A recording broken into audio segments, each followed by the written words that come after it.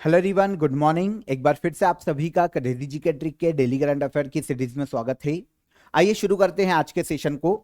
17 जून के सभी current affair को यहां पर हम एक एक करके डिटेल में डिस्कस कर लेते हैं। एक एक फैक्ट को आराम से सुनिए, एक एक क्वेश्चन को आराम से सुनिए, बहुत ही इंपॉर्टेंट सेशन है। आज के करंट अफेयर का पहला क्वेश्चन देखिए। पीएम मोदी को grand cross of the order of Makarios third से हाल ही में सम्मानित किया गया। यह किस देश का सर्वोच्च नागरिक सम्मान है? तो आपको पता है, भारत के पीएम को जितने भी अवार्ड दिए गए हैं उनको याद रखिएगा। काफी देशों के द्वारा उनको अपने यहाँ के सर्वोच्च नागरिक सम्मान से सम्मानित किया गया है। अभी जो एनडीपीसी की एग्जाम हुई थी वहां से भी क्वेश्चन पूछा गया था। एक नया सर्वोच्च नागरिक सम्मान है यहाँ पर, grand cross of the order of Makarios third. अगर इसकी बात करें तो भारत के पीएम को यह सर्वोच्च नागरिक सम्मान दिया है साइप्रस की गवर्नमेंट ने। आंसर हो जाएगा आंसर सी। अगर हम साइप्रस की बात करें तो तुर्की के दक्षिण में आपको ये देश देखने को मिलेगा। अब यहां पर देखिए, ये एक डिप्लोमेटिक मूव भी मान सकते हैं आप इंडियन गवर्नमेंट का, क्योंकि तुर्की से अभी हमारे काफी विवाद है, स्पेशली ऑपरेशन सिंदूर के बाद। तो उसके बाद ऐसे देश जिनकी तुर्की के साथ किसी भी प्रकार से दुश्मनी है, कोई भी डिस्प्यूट है, तो उन देशों के साथ इंडिया अपने जो डिप्लोमेटिक रिलेशन है उनको स्ट्रॉन्ग करने की कोशिश कर रहा है। उसी क्रम में भारत के पीएम 3 देशों की यात्रा पर अभी गए हैं, साइप्रस, कनाडा और क्रोएशिया। अब इसमें से देखिए, कनाडा में तो G7 समिट का आयोजन किया जा रहा है, तो यहां पर पार्टिसिपेट करेंगे। साइप्रस, इस देश में अभी विजिट किया भारत के पीएम ने, और भारत के पीएम को, नरेंद्र मोदी को, साइप्रस के राष्ट्रपति निकोस क्रिस्टोडुलाइट्स, इनके द्वारा साइप्रस के सर्वोच्च नागरिक सम्मान से सम्मानित किया गया, grand cross of the order of Makarios third. यह साइप्रस का सर्वोच्च नागरिक सम्मान है। ठीक है। अब यहां पर भारत, अगर हम साइप्रस की बात कर लेते हैं तो यहां पर आप लोकेशन देखिए, आपको यह देश मेडिटेरियन सी में देखने को मिलेगा। तुर्की के दक्षिण में यह है साइप्रस। छोटा सा देश है, एक आइलैंड पर स्थित है। निकोसिया यहां की कैपिटल है। यूरो यहां की ऑफिशियल करेंसी है, और निकोस क्रिस्टोडुलाइट्स यहां के वर्तमान में प्रेसिडेंट के पद पर हैं। अगर हम पीएम को दिए गए, भारत के पीएम नरेंद्र मोदी को दिए गए अदर अवार्ड की बात करें, अदर नागरिक सम्मानों की बात करें, तो इनमें ऑर्डर ऑफ द डुक ग्याल्पो 2024 में भूटान के गवर्नमेंट के द्वारा दिया गया।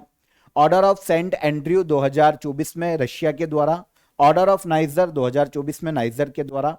डोमिनिका अवार्ड ऑफ ऑनर दिया गया 2024 में डोमिनिका के द्वारा। ऑर्डर ऑफ एक्सीलेंस गुयाना 2024 में गुयाना ने दिया था।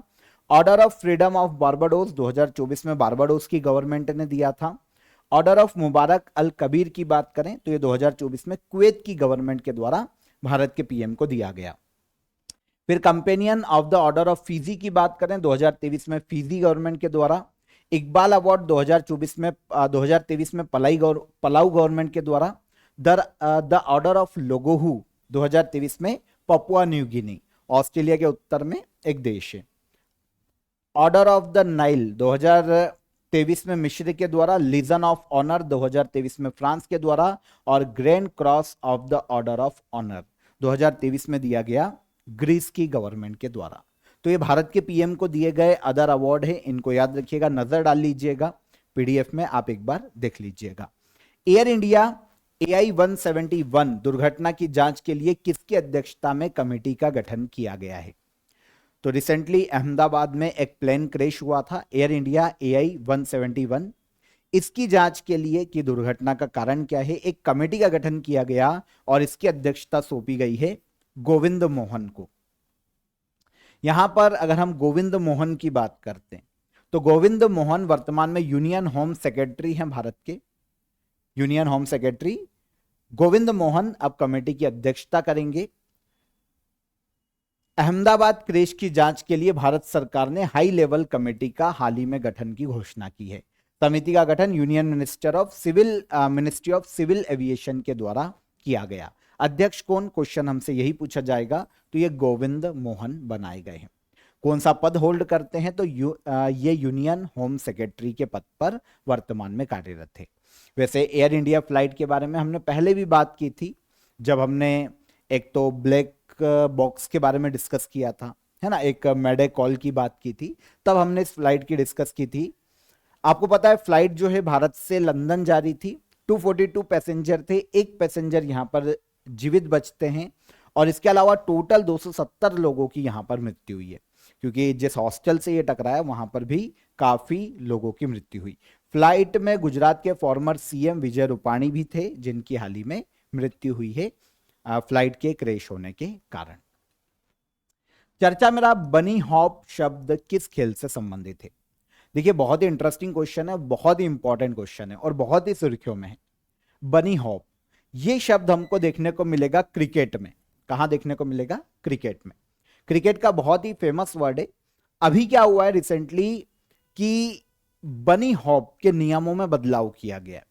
एक संस्था है मैरलीबोन क्रिकेट क्लब, ठीक है, मैरलीबोन क्रिकेट क्लब की अगर हम बात करते हैं तो ये एक क्रिकेट क्लब है, बहुत ही एक हिस्टोरिक क्रिकेट क्लब है इंग्लैंड का, जो कि क्रिकेट के नियम बनाता है। ओके, आईसीसी काम करता है लेकिन क्रिकेट के नियम ये क्लब बनाता है, ध्यान रखना, कंफ्यूज मत होना। अब इसने क्या किया है कि बनी हॉप केच का एक प्रकार है, अगर आप यहां पर देखेंगे, मैं आपको सिंपल लैंग्वेज में समझाता हूं कि क्या है। देखिए क्या होता है कि बाउंड्री पे जो प्लेयर लगा रहता है, अक्सर आपने देखा होगा जब बॉल बाउंड्री के बाहर गिरती है तो प्लेयर क्या करता है? कूदता है, बाउंड्री के बाहर कैच करता है हवा में ही और उसको बाउंड्री के अंदर फेंक देता है। एक तो ये, दूसरा ये कि वो बाउंड्री जैसे यहां पर आप देखिए बहुत दूर है। अब यहां पर क्या होता है, प्लेयर हवा में उछलता है, गेंद को कैच करता है ना, हवा में उछलता है, मतलब उसके पैर जमीन पर बाउंड्री के बाहर नहीं लगे, हवा में उछाल देता है, फिर जमीन पे पैर उसके टच होते हैं बाउंड्री के बाहर, फिर वो हवा में उछलता है, वापस कैच लेता है, ऐसे करके वो बाउंड्री के अंदर उस कैच को लाता है और कैच को पिक करता है। तो ऐसे क्या, पहले क्या होता था, आउट दे दिया जाता था, लेकिन अब ये नियम बनाया गया है कि अगर प्लेयर बाउंड्री के बाहर कूदाए तो वो एक बार ही हवा में गेंद को टच कर सकता है बाउंड्री के बाहर से। पहले ये नियम 2 बार का था, अब 1 बार का कर दिया गया है। इसके अलावा अगर कोई 2 प्लेयर मिलकर कैच लेते हैं, जैसे एक प्लेयर ने कैच लिया हवा में कूद कर और उसने गेंद को बाहर फेंका, तो ये नियम यहां पर ये बनाया गया है कि जब दूसरे प्लेयर के हाथ में गेंद जा रही है जो कि बाउंड्री के अंदर है, तो पहला प्लेयर जिसको उसने कैच दिया है ना, अगर वो भी बाउंड्री के बाहर था, तो इन दोनों प्लेयर को बाउंड्री के अंदर आना पड़ेगा तो ही कैच मान्य होगा, अन्यथा 6 दिया जाएगा। तो ये कुछ नियम है, बनी हॉप के बदले गए हैं, कैच के नियम हैं, ठीक है। तो फील्डर को बाउंड्री के बाहर हवा में रहते हुए मल्टीपल बार बॉल को छूने की अनुमति थी पहले, अब इसको केवल 1 बार कर दिया गया है। अब फील्डर बाउंड्री के बाहर सिर्फ 1 बार हवा में बॉल को टच कर सकता है। अगर उस एक टच के बाद फील्डर बाहर लैंड करता है या फिर बाहर चला जाता है तो उसे बाउंड्री माना जाएगा और 6 दिया जाएगा, ठीक है। अगर सेम रिले कैच, मतलब एक से ज्यादा प्लेयर मिलकर उस कैच को ले रहे हैं, तो उस केस में दोनों प्लेयरों को बाउंड्री के अंदर आना पड़ेगा कैच लेते समय। ऐसा नहीं कि एक प्लेयर बाउंड्री के बाहर ही और जिसने कैच लिया वो बाउंड्री के अंदर है, दूसरा प्लेयर जिसने एफर्ट डाला है उसको भी बाउंड्री के अंदर आना पड़ेगा, ठीक है। क्रिकेट के जो नियम है वो मैरिलबोर्न क्रिकेट क्लब बनाता है, जैसा कि अभी मैंने आपको बताया, एक हिस्टोरिकल क्रिकेट क्लब है जो कि इंग्लैंड के लंदन में देखने को मिलता है। क्रिकेट रूल्स के कॉपीराइट इसके पास है, तो सारे रूल्स यही बनाता है। आईसीसी से कंसीडर कर सकता है, सलाह ले सकता है, लेकिन नियम तो एमसीसी के द्वारा ही बनाए जाते हैं। ये एक इंटरेस्टिंग संस्था का आज आप नाम सुन रहे होगे, मैरिलबोर्न क्रिकेट क्लब। क्रिकेट के सारे नियम ये बनाता है, इंटरनेशनल क्रिकेट में इसके नियम लागू होते हैं। तो जो बनी हॉप पे जो खरगोश की तरह उचक के उछल कर जो बाउंड्री के बाहर कैच लिए जाते थे 1 से ज्यादा बार, अब वो मान्य नहीं होंगे। Okay, offer of the day में आप सभी के लिए मेंटरशिप प्रोग्राम के बारे में आपको बता देता हूं। 60 डेज से ज्यादा हो गए हैं मेंटरशिप प्रोग्राम को, अभी भी आप मेंटरशिप प्रोग्राम को ज्वाइन कर सकते हैं काफी अफोर्डेबल प्राइस में। 24 आवर के लिए ये आपको अभी अवेलेबल है, जहां पर आपको डेली स्टडी प्लान मिल जाएगा, डेली प्रैक्टिस टेस्ट मिल जाएंगे और साथ ही साथ आप अपनी परफॉर्मेंस को भी यहां पर चेक कर पाएंगे। ओके, लास्ट के जो 10 दिन होंगे 80 से 90, वहां पर आपको FLT मिलेगा, फुल लेंथ टेस्ट, तो आप उसको ज्वाइन करना ना भूले मेंटरशिप प्रोग्राम को। हर एग्जाम के पॉइंट ऑफ व्यू से ये आपकी बहुत ही मदद करेगी आपके जो रोल तैयार करने में, बेसिक्स तैयार करने में आपको यहां से बहुत मदद मिलेगी। तो डिस्क्रिप्शन में मैंने आपको इसकी लिंक दी है, वहां पर जाकर आप इसे अवेल कर सकते हैं। और कोई भी डाउट आता है, हर्डल है ज्वाइन करने में, तो हेल्पलाइन नंबर पर कॉल कर लीजिए। तब तक हम चलते हैं आज के करंट अफेयर के अगले क्वेश्चन पर। 116 साल के इतिहास में पहली बार MI6 का अध्यक्ष एक महिला को बनाया गया है। MI6 किस देश की खुफिया एजेंसी है? मूवीज में आपने काफी बार नाम सुना होगा MI6 का। ये एक खुफिया एजेंसी है, एक इंटेलिजेंस एजेंसी है यूनाइटेड किंगडम की, जो कि बहुत ही फेमस है। पहली बार ऐसा हुआ है कि जब से संस्था का या खुफिया एजेंसी का गठन हुआ है 116 साल के इतिहास में, पहली बार एक महिला को इसका अध्यक्ष बनाया गया। यूनाइटेड किंगडम की एक इंटेलिजेंस एजेंसी, खुफिया एजेंसी MI6। यह अध्यक्ष बनी है ब्लेज मैट्रेवेली, पहली बार महिला अध्यक्ष। यूनाइटेड किंगडम की इंटेलिजेंस एजेंसी की स्थापना 1909 में हुई थी। हेडक्वार्टर लंदन में देखने को मिलता है और पहली महिला अध्यक्ष 2025 में बनी ब्लेज मैट्रेवेली। इंडिया के पास भी रॉ है, आपको पता होगा, रिसर्च एंड एनालिसिस विंग के नाम से इसे जाना जाता है, विंग के नाम से जाना जाता है। भारत की खुफिया एजेंसी 1968 में स्थापना की गई, नई दिल्ली में हेडक्वार्टर है।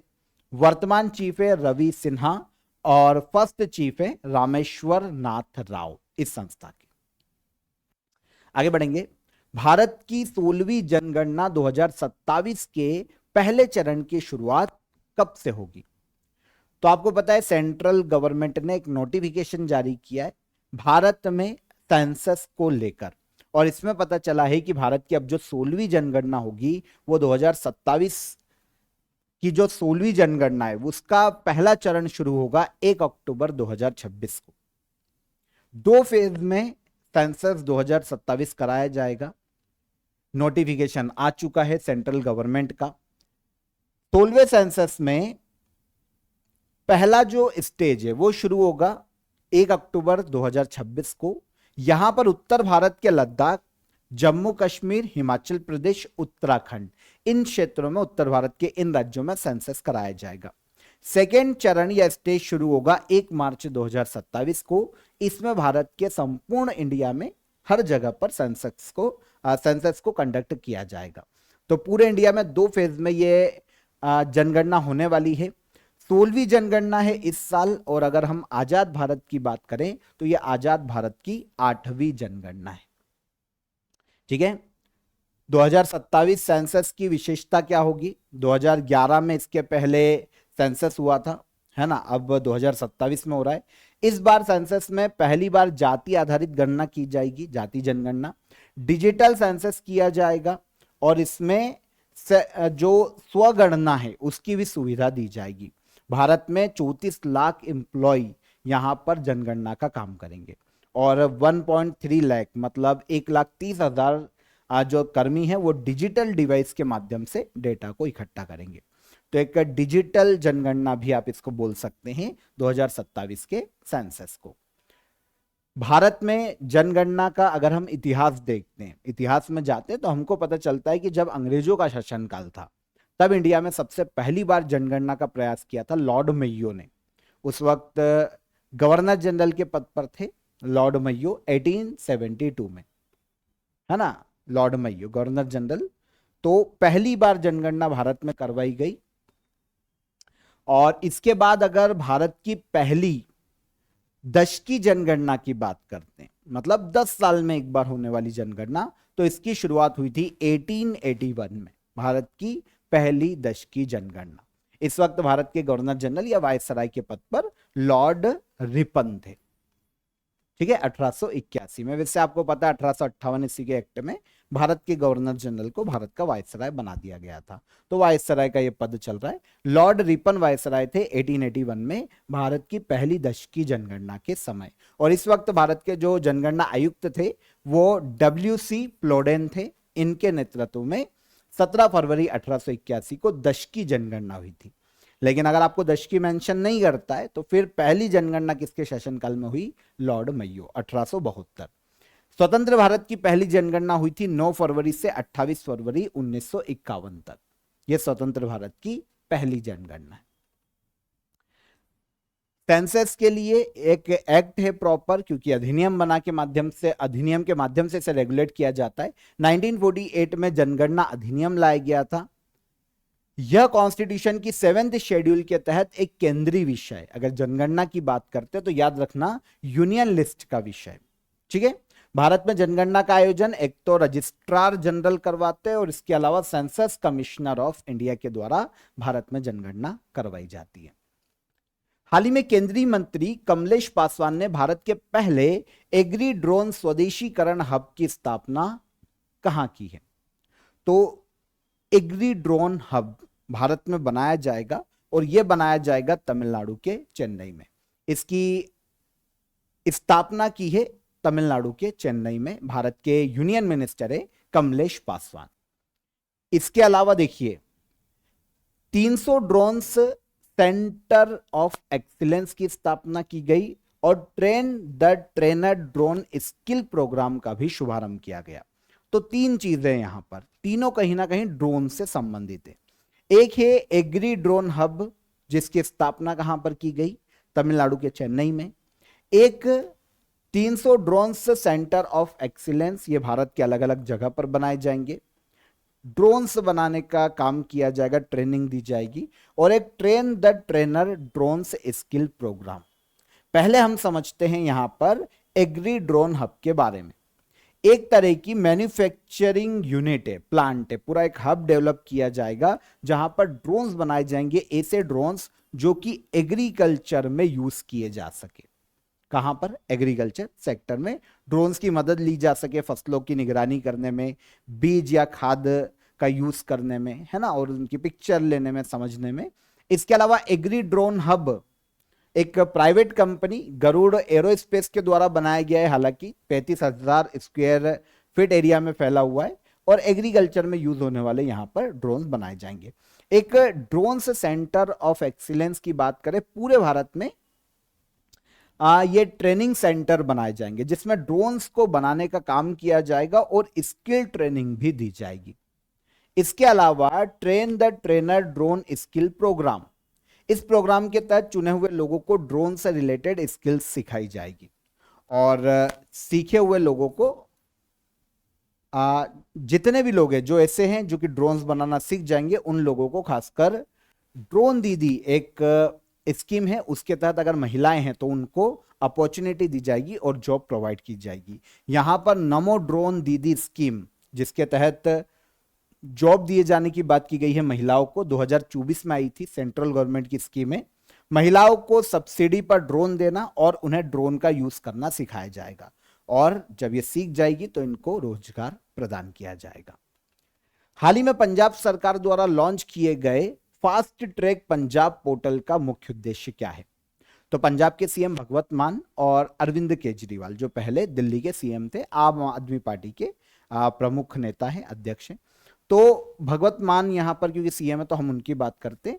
तो पंजाब के सीएम भगवंत मान के द्वारा एक पोर्टल का शुभारंभ किया गया है जिसका नाम है फास्ट ट्रैक पंजाब पोर्टल। इसका उद्देश्य है कि पंजाब में बिजनेस की जो प्रोसीजर है, लाइसेंस की जो प्रोसीजर है, उसको इतना इजी बनाया जाए कि बिजनेसमैन वहां पर बिजनेस कर पाए। तो नए व्यवसाय शुरू करने, परियोजनाएं स्थापित करने और उद्योग के विस्तार को सरल बनाना, इस पोर्टल का मुख्य उद्देश्य है। फास्ट ट्रैक पंजाब पोर्टल किस गवर्नमेंट के द्वारा शुरू किया गया? तो इसे शुरू किया गया है पंजाब की गवर्नमेंट के द्वारा। सीएम है भगवंत मान।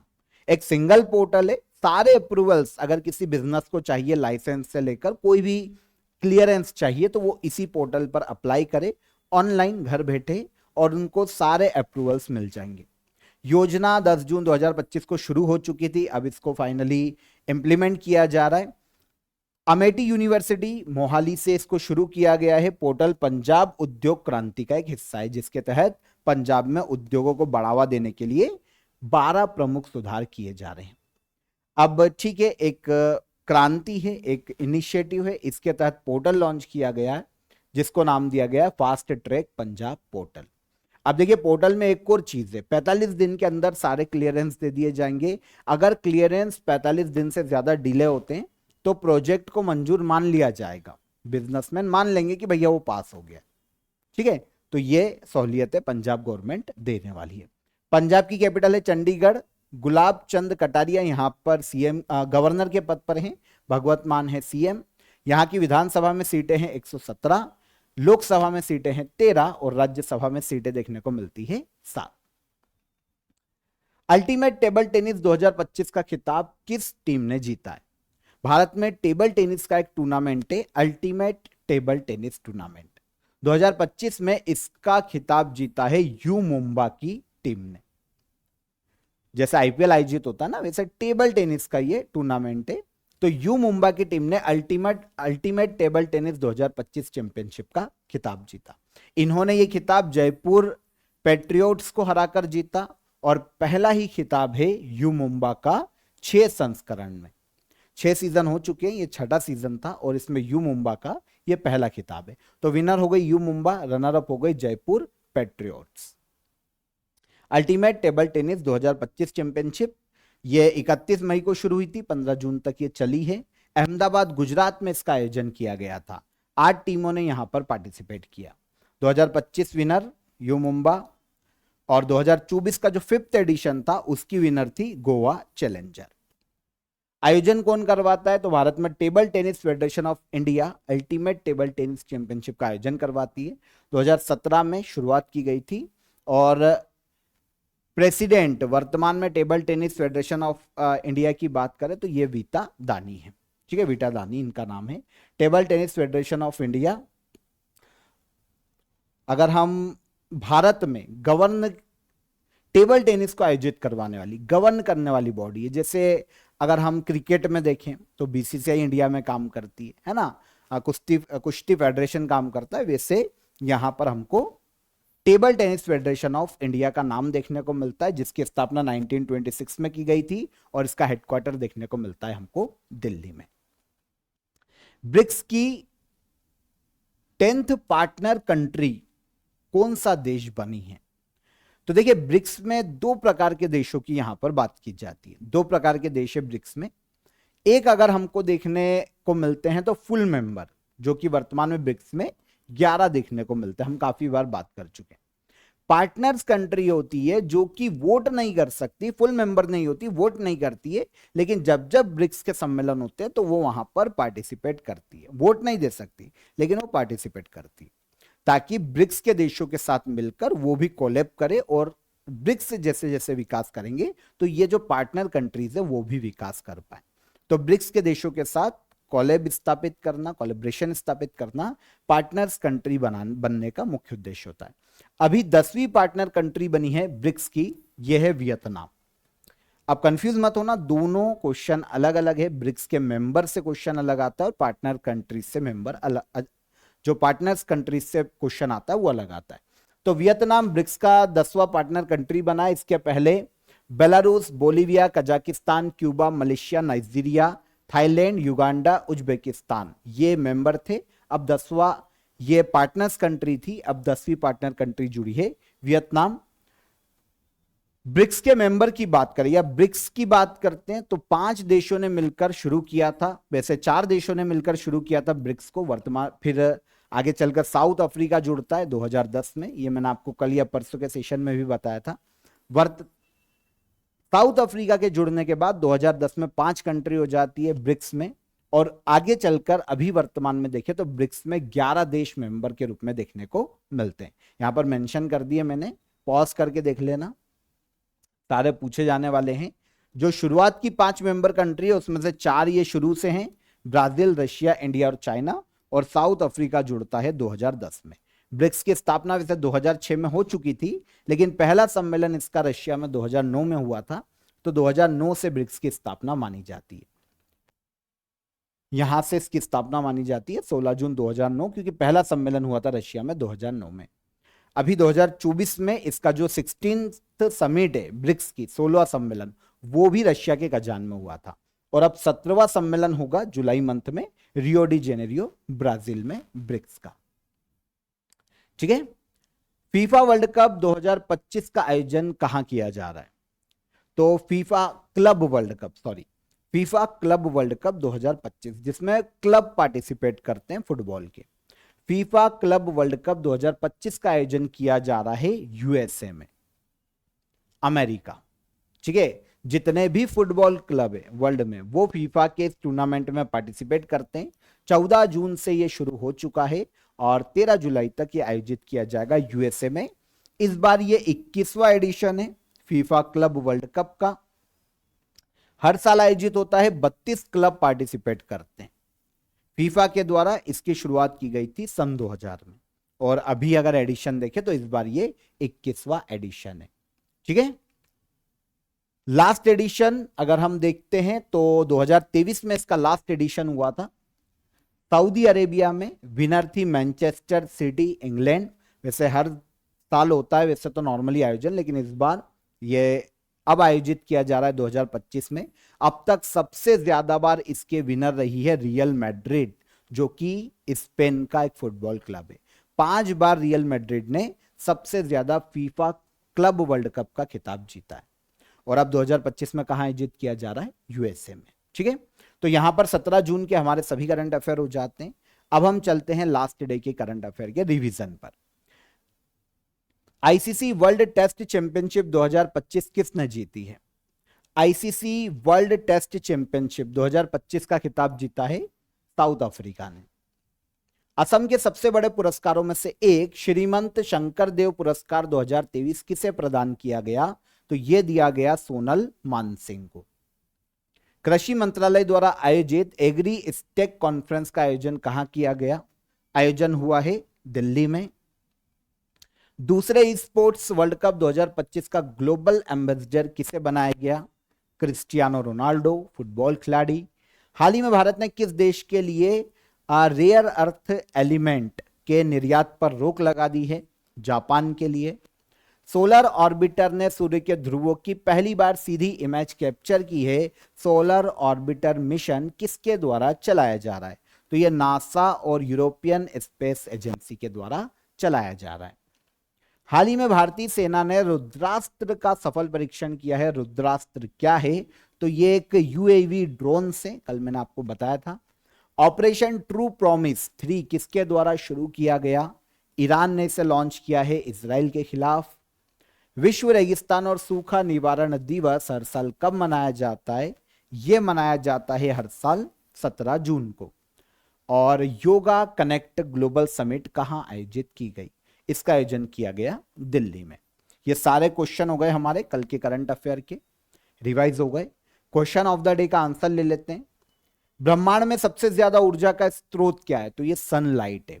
बिरबल के बचपन का नाम महेश दास था और अगर तानसेन के बचपन का नाम पूछते तो रामतनु पांडे। लाइट डॉपलर प्रभाव किस घटना का परिणाम है? तो यह रिलेटिव मोशन का एक परिणाम है। ये हमारे तीनों क्वेश्चन के आज के आंसर। अब आज के question of the day. Harappa की खोज का श्रेय किसे दिया जाता है? सिंधु घाटी का एक शहर है। कर्क रेखा भारत के कितने राज्यों से गुजरती है? Simple question. भारत में सती प्रथा के पहले साक्ष्य किस अभिलेख में मिलते हैं? तीनों क्वेश्चन का आंसर कमेंट बॉक्स में कीजिएगा। सेशन पसंद आया हो तो वीडियो को लाइक और शेयर करके जाइएगा।